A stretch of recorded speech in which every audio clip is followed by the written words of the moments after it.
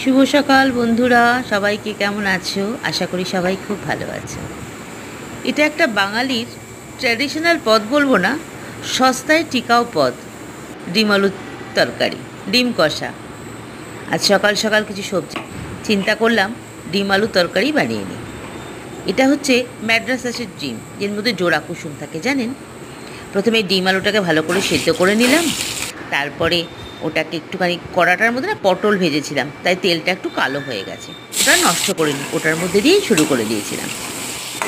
তারপরে কড়ার মধ্যে জিরে ফোড়ন দিয়ে একটুখানি পেঁয়াজ কুচি কুচি করে কেটে ভালো করে পেঁয়াজটাকে লাল লাল করে ভেজে নিলাম। ভেজে নেওয়ার পর একটু নুন, একটু হলুদ, আর ওর সাথে আমি আদা রসুনটা একসাথে পেস্ট করে রেখে দিই, ওটা একটু পেস্ট দিলাম। দিলে আমি এটা বেটে রাখি এই কারণেই, কারণ সব সময় সম্ভব হয় না বাটাটা, তাই বেটে রাখি। একটু টমেটো দিয়ে দিলাম, টমেটো কুচিটা নষ্ট হয়ে যাচ্ছিলো টমেটোটা, তাই একটুখানি কুচিটা দিয়েই দিলাম।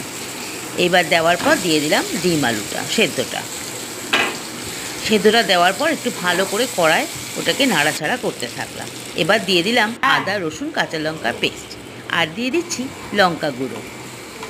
এটা কিন্তু ঝালের জন্য না, একটু রঙের জন্য, কারণ আদা রসুনের মধ্যে আবার কাঁচা লঙ্কা বাটা দেওয়াই ছিল।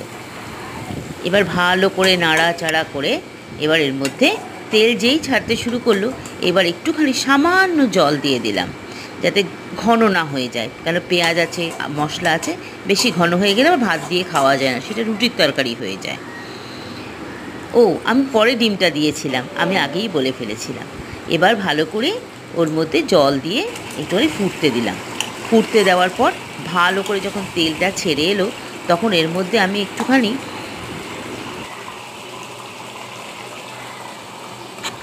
ঝর্ণা ঘি, একটুখানি গরম মশলাটা ছিল না বলে একটু ঝর্ণার ঘি দিয়ে আর সামান্য একটু ধনেপাতা কুচি দিয়ে সেটাকে ভালো করে মিশিয়ে দিলাম। মিশিয়ে তৈরি হয়ে গেল আমার গরম গরম ডিম কষা। এবার একটুখানি ভাত দিয়ে খেতে দারুণ লাগে। ডিম কষাটা আমাদের বাঙালির একটা পরিচিত খাদ্য। যাক, সবাই ভালো থাকবেন, সুস্থ থাকবেন।